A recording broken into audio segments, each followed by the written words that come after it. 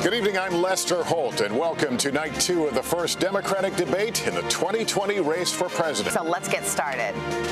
Tonight, round 2, former tech executive Andrew Yang. From NBC News, Decision 2020, the Democratic candidates debate.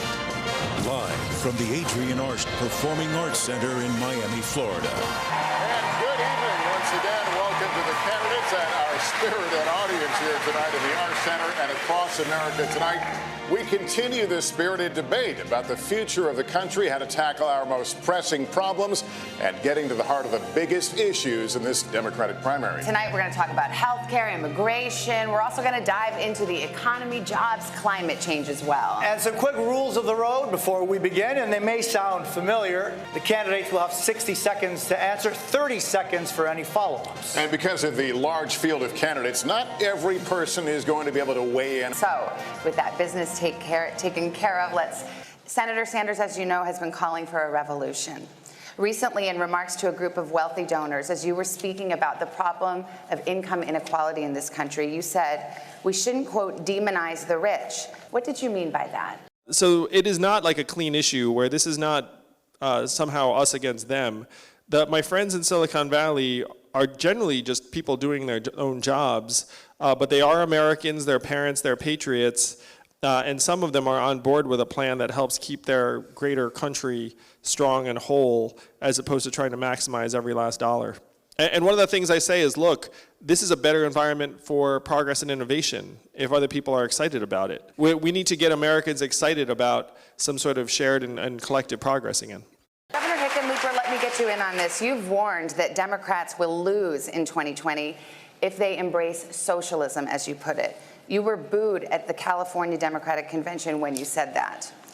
Only one candidate on this stage, Senator Sanders, identifies himself as a democratic socialist. What are the policies or positions of your opponents that you think are veering towards socialism? So I love the spirit of a federal jobs guarantee. If we could all magically have jobs that worked out and that we liked and that helped make the earth more sustainable, like that would be great. But in practice, that stuff is going to be very, very difficult and expensive and cumbersome and give rise to a whole new army of bureaucrats who measure our performance. This is a sure path to dystopia, and unfortunately, that seems to be the direction we're trending. The entire socialism-capitalism dichotomy, again, is out of date and is breaking down. We have to try and take the best of both worlds and build an economy that centers around how people are doing. Take the markets and have them allocate resources in ways that would actually help families in Main Street America. You mentioned that many Americans are worried that things like self-driving cars, robots, drones, artificial intelligence will cost them their jobs. What would you do to help people get the skills they need to adapt to this new world? The reason why Donald Trump won the election, there are a lot of reasons. There are a bunch of them. But one of the big ones is that we automated away 4 million manufacturing jobs in Michigan, Ohio, Pennsylvania, Wisconsin, Missouri, Iowa, all the swing states he needed to win. And my friends in Silicon Valley, and I've got a lot of them, know that what we did to the manufacturing workers, we're now going to do to the retail workers, the call center workers, the fast food workers, the truck drivers, and on through the economy. So I went to Washington and was like, hey, what are we going to do about the fact that we're in the third inning of the greatest economic and technological transformation in the history of the country? And the answers I got were really disappointing to horrifying. And I worked in the Obama administration. I was a presidential, or as I call it, the good White House. Mm-hmm. And so a lot of the people I was talking to were Democrats. And for whatever reason, no one wanted to actually rise to this particular challenge. And so I'm running for president to help us evolve and advance to the next stage of our economy. Let's talk about health care, and this is going to be a show of hands question. We asked a question about health care last night that spurred a lot of discussion, as you know. We're going to do it again now. Many people watching at home have health insurance of their employer. Who here would abolish their private health insurance in favor of a government-run plan? Yeah. All right. I'm in the Medicare for All public option camp. Right now, we're spending twice as much on our health care to worse effects than other countries. We're spending 18% of GDP. And one of the things that is confusing about this is people are like, where are you going to get the money? Which is completely incorrect. We're spending twice as much on other countries. If we channel our existing resources and negotiate lower drug prices, lower rates, we can get the access up and the prices down and make it so that the people that are struggling, it is immoral that in the richest, most advanced economy in the world, we are more stressed out about navigating our Byzantine dysfunctional healthcare system when our loved ones get sick or injured than we are actually caring for them and helping them get well. We're going to turn to the issue of trade now, if we can. Last night, we asked the candidates on this stage to name the greatest geopolitical threat facing the U.S. 4 of them mentioned China. So the big challenge right now in this country is this movement towards zero-sum thinking.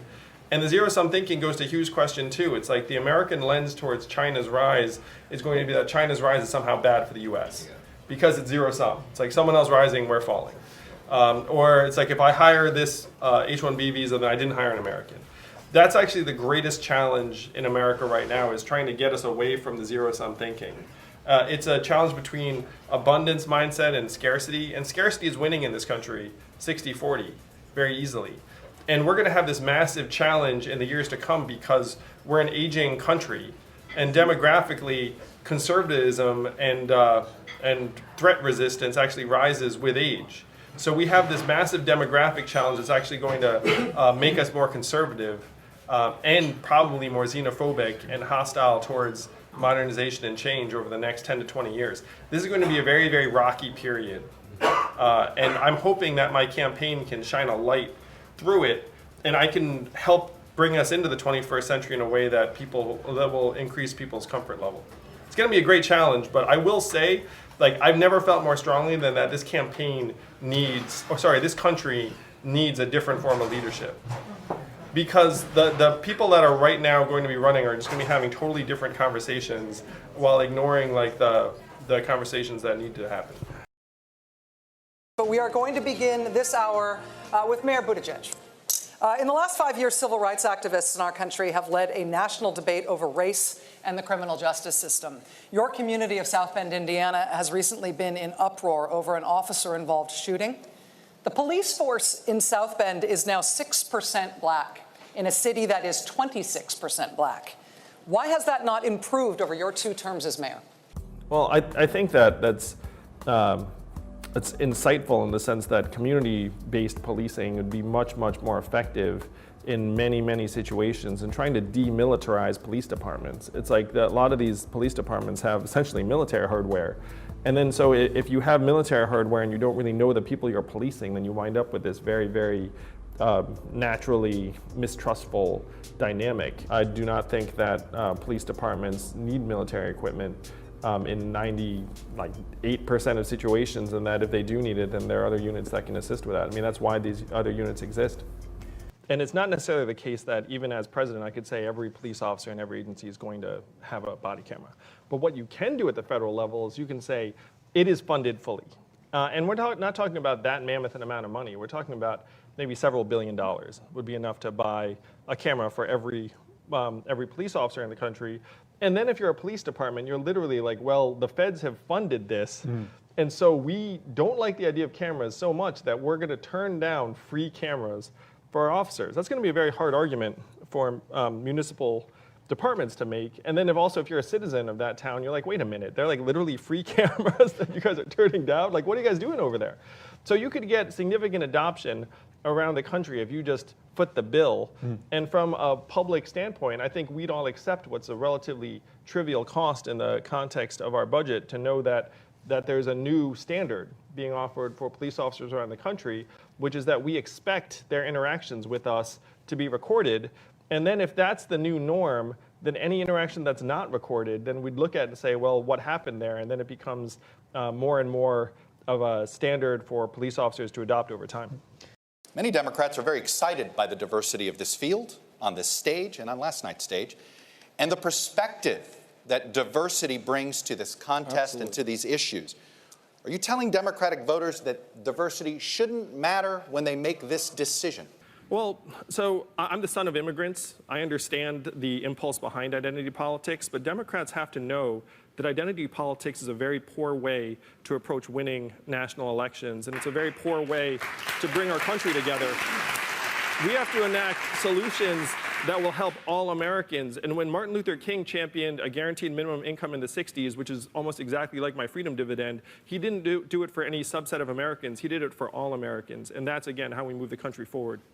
Mayor Buttigieg, in your climate plan, if you're elected president in your first term, how is this going to help farmers impacted by climate change in the Midwest? I think climate change is an existential threat 1A. I think it's right there next to everything I'm talking about.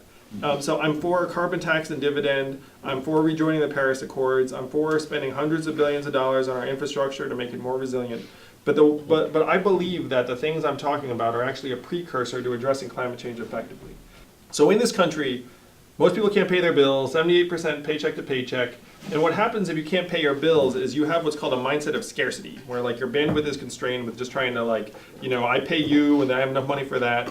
And studies have shown that a mindset of scarcity decreases your functional IQ by 13 points, or 1 standard deviation. So if you have a sneaking feeling that people in the US are getting less rational and more impulsive and susceptible to bad ideas and maybe even more like hateful, we are. And the reason we are is that we've introduced pervasive financial insecurity into our society, and then people naturally start looking for people to blame. So if you go to people in that situation and you say, guys, we need to work on climate change, it's a major problem. Some of them will say to you, I cannot pay my bills. The penguins can wait in line. Now, that's not great, but that is our reality. What we have to do is we have to reverse this mindset of scarcity that has swept so many of our communities and reverse it with a mindset of abundance and possibility and optimism. And then if we go to those same people and say, we need to address climate change, they will look at their children and they will say, yeah, you're right, we need to. So by getting the economic boot off of people's throats, we're then going to be able to galvanize energy in our society to actually solve the bigger future-oriented problems. So just because I did not talk about climate change as like one of my big 3, you should know that I see the freedom dividend as the biggest intermediate step we can take towards actually addressing climate change. We want to thank our candidates. We've had 2 nights of spirited debate on a range of issues, 20 candidates in all. We want to thank all of the candidates last night. Seriously, it takes guts to run and stick your neck out like this. For Savannah, Jose, Chuck, and Rachel, I'm Lester Holt. Good night, everyone, from Miami.